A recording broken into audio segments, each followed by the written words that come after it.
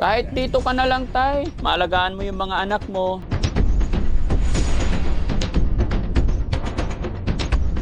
Doon pa lang sa labas, naaamoy ko na itong ginigisan nyo eh. Pag yan ang ulam, kahit pakunti-kunti lang, malakas sa kanin yan, makakakain ka. Pangit pag puro naman ganyan, tay. Ikaw lang ang kailangan nila, tapos tiniis mong hindi sila puntahan ng 3 taon. Kung hindi ko pa sila na video, hindi mo pa napanood yung upload ko, hindi ka pa siguro uwi.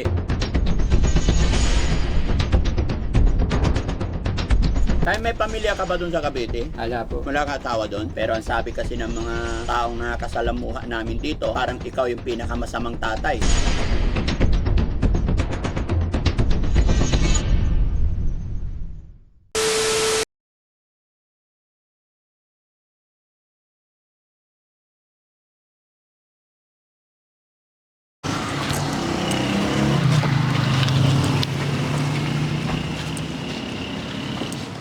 Time check mga kababayan.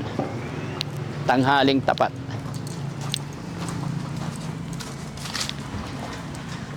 Gluluto.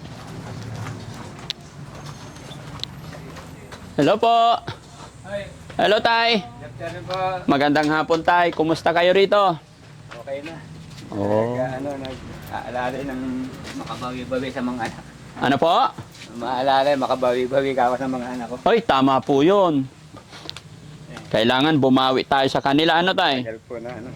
Kahit dito ka na lang tay. Maalagaan mo yung mga anak mo. Opo. Para manumbalik yung lakas, sigla, pagmamahala ng isang pamilya, no? Opo. Tama yun tayo, walang ibang tutulong sa pamilya mo kundi ikaw po. Opo. Ano naman ang ulam nyo ngayon? Lunch?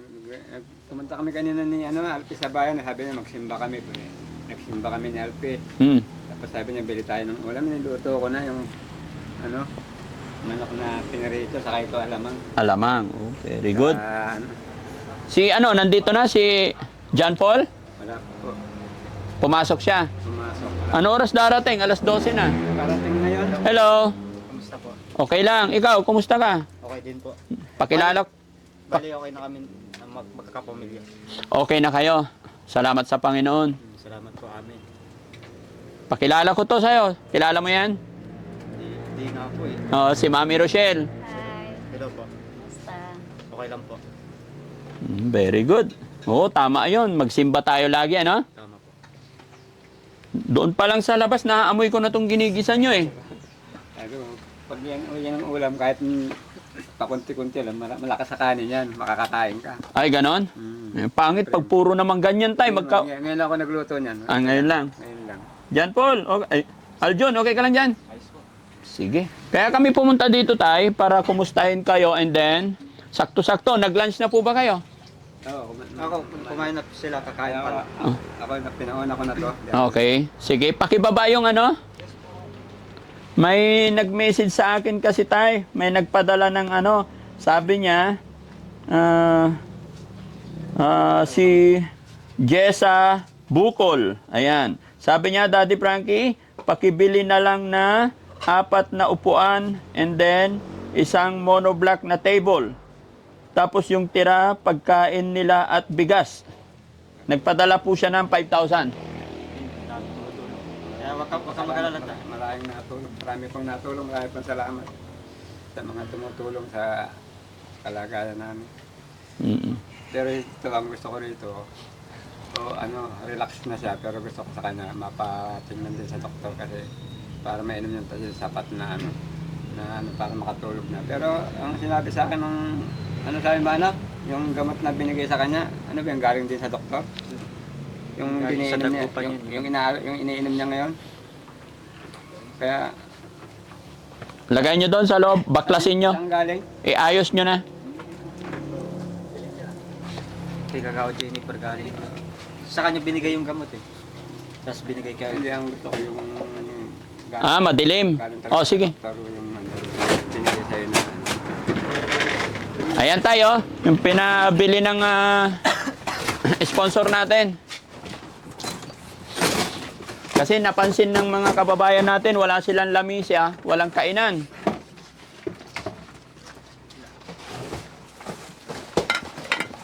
Kumusta naman po anak? Okay naman, okay lang kami.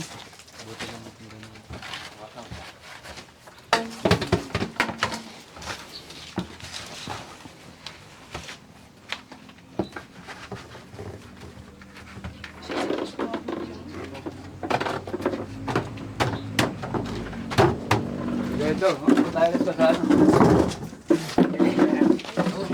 Yan. Upo kayo. Upo ka. Wala lang ang wala.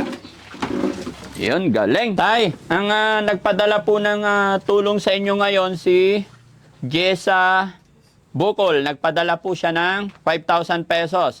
Sabi po niya, pakabili na lang ng 4 na seater na monoblock, table, tapos yung tira, pagkain nila at bigas.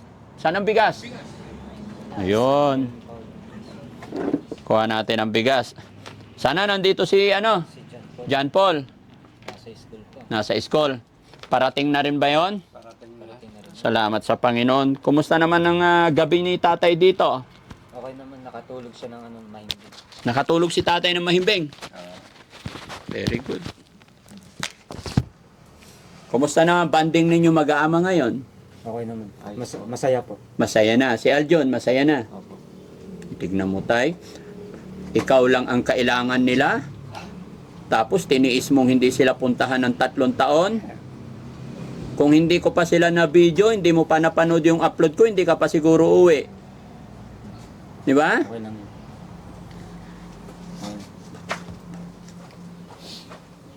Ayan, lagay mo dito. Di ba? Kasi pag hindi mo talaga sila uuwi antay, magkakaproblema talaga. No? Ayan, galing. No? So tayo, explain ko lang po sa inyo, no? Yung lamisa, bili namin 900. Yung upuan na 4, 1,200. Tapos yung bigas, 1,300. So kabuuan na expenses namin, 3,400. Minus 5,000, may natitira na 1,600. No? Klaro tayo, ulitin ko po tayo. Yung lamesa, 900. Yung upuan, 1,200. Yung bigas, 1,300. Mahal talaga ang bigas ngayon.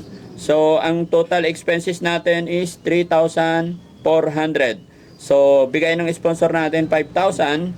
So, may natitirang 1,600.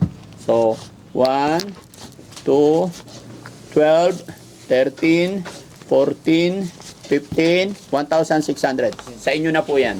Ito, hawakan na tayo. Nabigyan mo kay Kuya Aldo.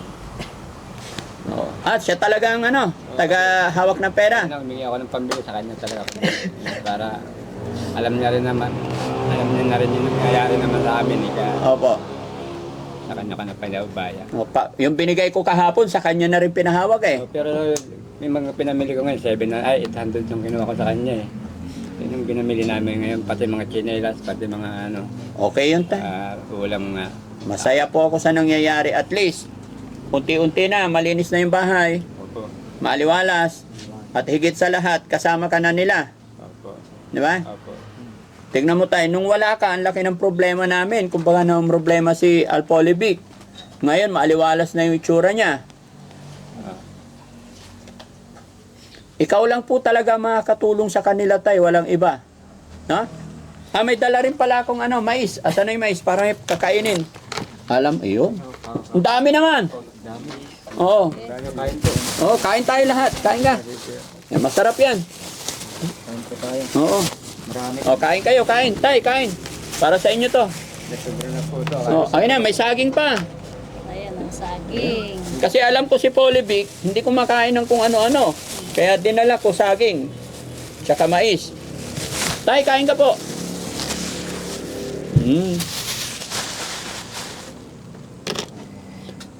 Dito na lang yung basura, be. Come on. Thank you. Kayo po. Sige lang, sige lang. Marami po sa amin. Kain lang, sige lang. Masaya ako na nakabalik-balik dito. Gaya ng sinabi ko kasi, monitor ko kayo hanggang sa maging okay ang lahat. Niluto na yung Ano yung basura tayo? Kailang cook namin yan. cooker yan. Kaya, Pareho din, marunong din magluto si tatay kasi. Okay.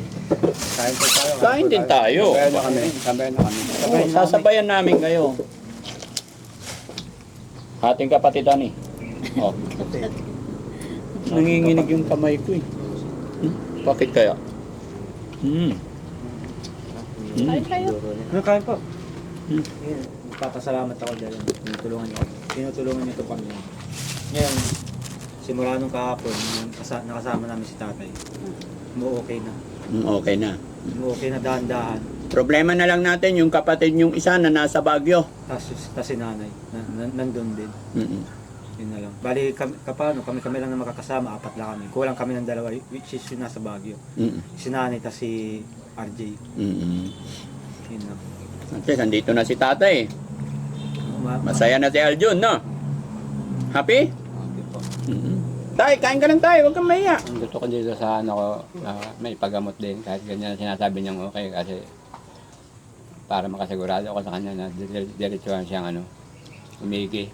Yes po. Kasi kahit pa sabihin natin na sabi niya okay siya, may time na ano siya na hindi naman talaga diretsong okay. Kaya kanina parang galit na galit siya. Sabi ko hindi yung problema. Makakaraos din tayo. Bakit siya nagagalit? Kahapon nga, humihingi siya ng 500, magsisimba raw siya, tapos bibili ng mga tsinelas. Ako, sasamahan na lang kita, alanganing oras na ngayon, bukas na lang. Kaya na parang hindi ko pa siya inaano, yung pala nakatatak sa isip niya na lalakad kami, hindi ko siya iniintindi. Sabi niya na ano ako, na-stress ako. Sabi ko, uminom ka lang ng tubig, pasok ako kasi naglilinis nga ako dyan.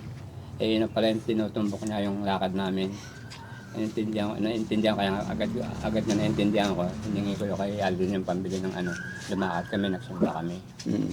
Kaya ayun, masaya na, okay na ulit siya. Sabi na, okay na ako tayo. Sabi niya, nakapagsimba na tayo, sabi niya.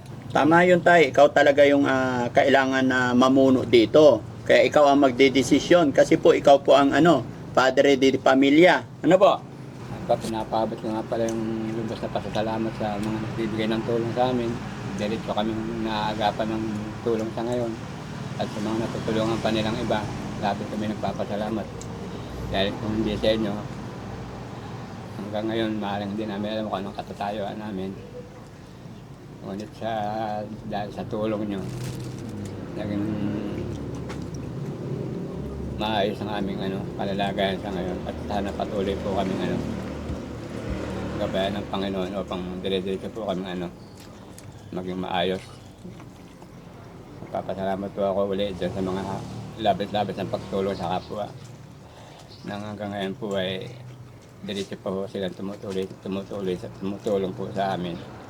Marami pong salamat. Yun lang po. Kailan balik mo ng Cavite tay? Kung babalik man ako kung talagang alam kong sure ball na sila ay maayos, pero kung ganito pa, hindi pa, wala akong plano pang bumalik. Tay, may pamilya ka ba doon sa Cavite? Wala po. Wala kang asawa doon? Wala po. Okay. Labis pong ibig ko sabihin, marami pong magpapatuloy na yung iniisip ng iba, baka gano'n nga ang iniisip. Opo. Wala po akong pamilya dyan. Kasi may mga pamangkin din ako dyan sa Cavite. Kung halimbawa matatanong sila, hindi na magsisinungaling yung mga yan. Talagang ang mga anak ko lang talaga ang pamilya ko, walang iba. Wala akong ibang pinapamilya. Simula mag-umpisa kami pamilya ng mag-asawa, wala akong ibang pinakasabahan o nakilalang babae para ipagpalit sa kanila. Sila lang talaga ang pamilya ko. Tama yung sinasabi ni tatay, totoo. Opo. Pasensya ka na tay ha. Opo. Kung may mga natanong kami or may mga usaping ganito, dahil sa totoo lang, aminin ko rin sa'yo, pero sabi ko from the very start, from the very beginning, huwag tayong mag-judge hanggat hindi natin nakausap yung tao.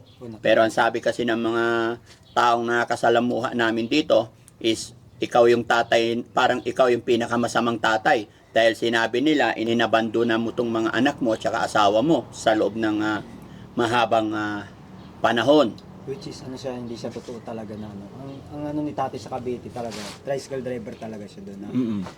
Nagpapadala siya dito, kaya di siya makapagpadala dahil may inaasikaso siyang bata doon na nahulog sa tricycle niya. Yun ang inaasikaso niya. Habang inaasikaso niya yun, ako naman nagtatrabaho ako dito, tas yung kapatid kong kumatlo na para pang alalay dito sa bahay, pangkain-kain namin ganyan. Pero ang sinasabi kasi ng mga tao kasi, sabi nila pambihira naman yung tatay na yan, ilang taon hindi niya uwian yung pamilya niya. Kahit nagkaganto na yung problema, hindi pa rin daw umuwi. Pero naman sa amin, para sa akin, sa pamilyong ito, may tiwala ako na wala talaga ginagawang masama. Alam ni tatay yan, alam ko din yan. Alam din ng mga kapatid ko yan. Na ganun. Yun lang talagang inaano ko lang sa ibang tao kasi ginajudge nila na hindi nila inaalam yung situation namin. Bali, di sila nagtatanong sa amin kung okay lang ba kami, ganyan. Wala nagtanong sa amin. Kami lang na magkakapamilyang nagkakamustahan. Oo. Kasi sa mga iba din na tao, napapansin ko din, kinukutsa kami. Mas pag-usapan na lang natin yung sa mga anak mo tay, yung paano makarecover, makabawi, paano mapagtuloy-tuloy ng pag-aaral si John Paul, ano? Ay, salamat po. Yun po ang pangarap ko sa kanila kahit ganito lang ako, makapag-aral sila. Makapag-aral sila. Kaya nga lang binabanggit ko sa kanila, kung hindi ko man kayanin sa ngayon, baka may time na makakadiskarte tayo para kayo makapasok. Pagsikapan yan tay, alam mo po, ikaw ang father de pamilya, ikaw po ang gagawa ng paraan. Ano po? Ikaw ang magde-decide talaga. Ako nga po, tuloy-tuloy na kasi ganito nangyari, nabitin ako, puro high school na sila. Puro high school na sila. Ibig sabihin, hanggang pamala elementary, hanggang high school, hanggang K-12. Ito nga, alos 2 taon na rin sa course na 2 years na rin siya. Nagkukulang na lang siya ng 2 taon. Dapat nga yan itong taon na to, tapos na siya kasi kahapon pinasyalan siya ng 3 kaklase niya. Sabi ko, ano ba yan? Mga kaklase mo pala yan. Sabi ko, ano ba, kamusta kayo mga kaklase nga? Kailan ba talaga kayo matatapos kung halimbawa dire-diretso kayo? Ito na ngayon, nag-UGT na kami. Pinasyalan namin siya. Kaya nga po tay, yung pag-aaral ng mga anak mo, ikaw po ang makakapag-alam niyan dahil ikaw ang tatay. Ano po? Hindi yung ibang tao. Depende po yan kung anong gagawin mo po. Kung anong bilang tatay, nakadepende yan sa'yo kung ano yung gagawin nyo po. Opo. Pero kung nandoon kayo sa Cavite, tapos 3 taon na hindi kayo uwi, talagang walang matatapos. Opo. Di ba? Busog ka na? Saging? Marami na rin nakain. Paano yun tayo? Yung pagkain niya, vegetarian siya. Hindi. Sabi ko, kailangan mo kumain ng ng lahat ng kinakain namin, kakainin mo rin. Sabi ko, kasi kung masama yan, hindi kami kakain ng pagkain na yan. Sabi ko, lahat ng kinakain namin, kung anong kinakain namin, kakainin mo rin. Yes, tay. Isda man yan, gulay man yan, o ayan. Kaya kanina sabi niya, bumili tayo ng manok. Sabi ko, okay, magmamanok tayo. Kaya sabi ko, yung mga sinasabi mga yun na dati na, na sinasabi mo na magugulay ka lang. Sabi ko, lalo kang mamamayat, lalo kang babagsak ang katawan. Sabi ko, Pag may manok tayo, kahit tinula para may sabaw. opo, tinola, saka yung perito, sabi ko sa kanya. Ako, yung paniniwala mo, hindi ko naman ako binabalagbag yung paniniwala mo, pero mas maganda ako yung kinakain namin. Kakainin mo rin, sabi ko sa kanya, kasi So napakain nyo na siya tay. kumain na po siya. Kagabi, anong kinain nyo po? Nagluto ako ng bangos. Bangos naman yung pinakain ko sa kanya. Tapos yung kagabi, kumain siya ng bangos ng tanghali, umaga. Pero nung gabi, parang sabi niya, ayaw ko ng isda, ayaw ko ng gulay lang ako, sabi niya. Sabi ko, may gulay pa natira dyan, yung kasama ng bangos. Huwag kang magbangos, yung gulay na lang ako kainin mo, sabi ko sa kanya. Ayun ang ginawa niya. Okay, unti-unti, pakain mo lahat. Ano tay? Oo. At least naiintindihan naman na ni Salpe. Alpi. So, unti-unti manunumbalik. Yun yung lagi kong sinasabi tayo paulit-ulit. Ikaw ang kailangan nila. Mas maniniwala at susunod sila sa kanilang tatay. Hindi ka ba na hindi ba nabagabag ng ang iyong damdamin tay? After all ng 3 taon hindi ka umuwi dito, hindi ka love na love ka pa rin nila. Pinagtatanggol ka pa rin nila. Opo. Papasalamat po ako dahil hindi nila ako tinalikuran bilang ama, hindi na ako ginawang masama sa harap ng tao. Yes po. Kaya naisip ko rin, sabi ko,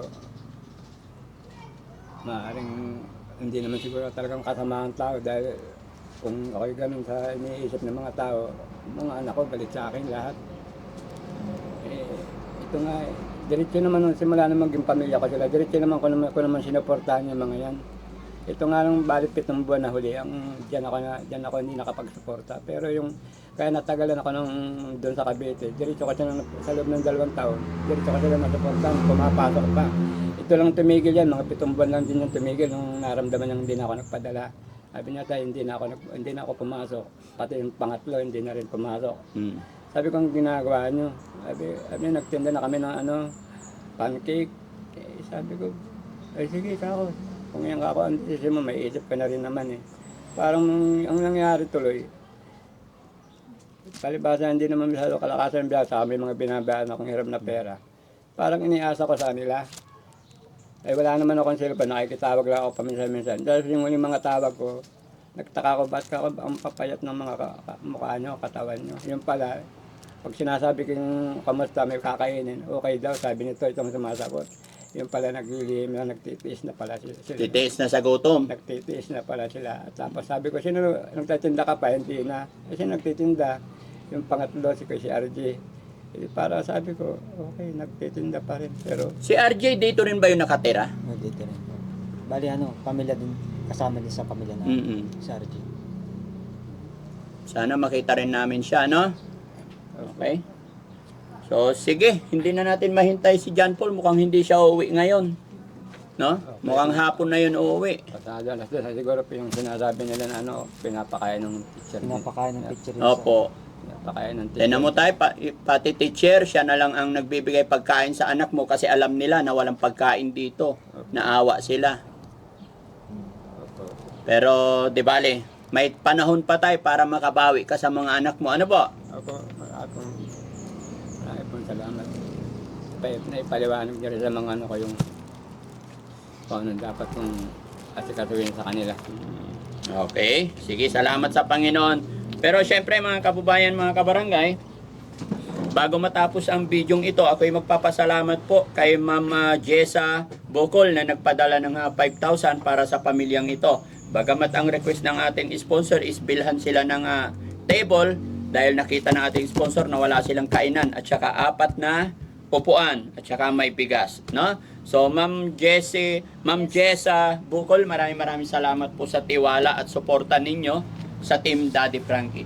Nawa po hindi kayo magsawa na sumuporta sa amin. Mga kababayan, mga kabarangay, sakali man po na meron kayong concern or may gusto pa kayong ipagawa sa Team Daddy Frankie para mas mapaganda pa namin or mas mapalawig pa natin ang ating pagtulong, mga opinion ninyo, mag-email lang po kayo sa amin para ma-response namin kayo. Maraming salamat po.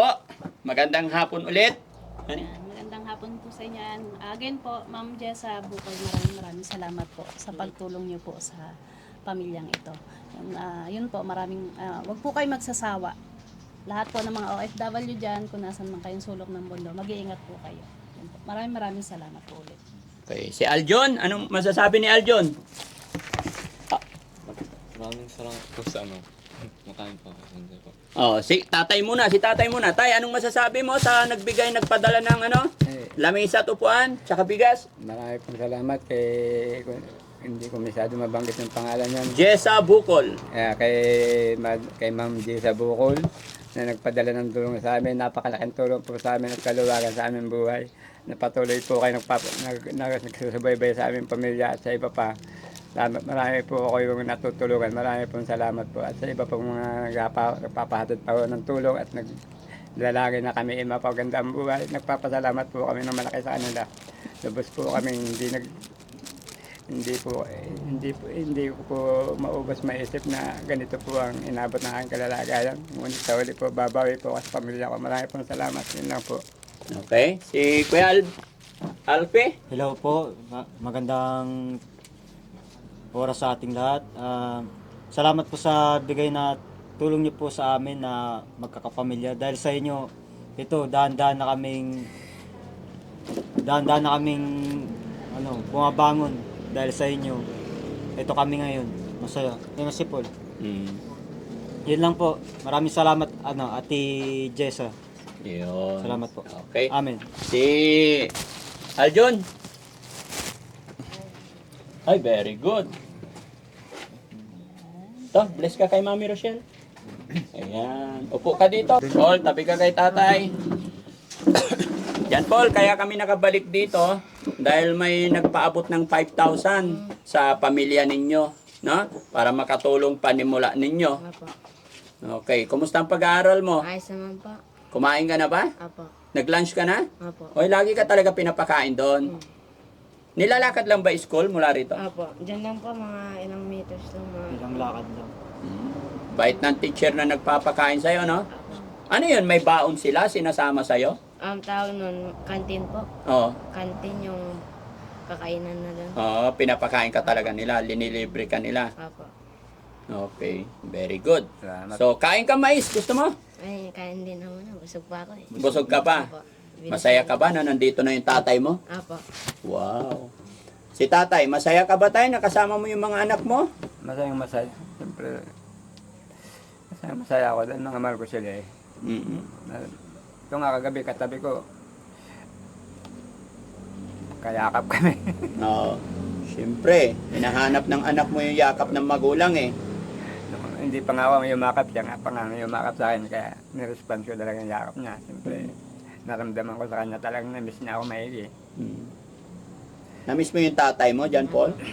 Ano pakiramdam mo nung natulog kayo, katabi mo na yung tatay mo? Maganda naman po. Ha? Maganda din po. Maganda, masaya ka. Apo. Sana balang araw, pati yung nanay nyo, katabi nyo na kasabay nyo na pagtulog, no? Apo.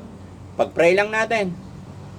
Sana mapuntahan din ni tatay yung anak niyang isa sa Baguio. Ito lang pinapakiramdaman ko itong panganay ko. Opo. Kung pipili kong iwanan, pupunta na ako doon. Mm. Kung pipili ko siyang iwanan, pupunta na ako doon. Para makapagpahinga rin yung isa. Okay. Piling bukas makalaw, bukas. Oo, sige pala. Salamat po. No? Pansamantala kami magpapaalam muna. Ingat po kayo rito. No? God bless po. Kaibigan, tutulong sa iyo. Daddy Frankie, hanggang sumalong ng mga luwang di mo na kayang itago. Daddy Frankie, nagmamahal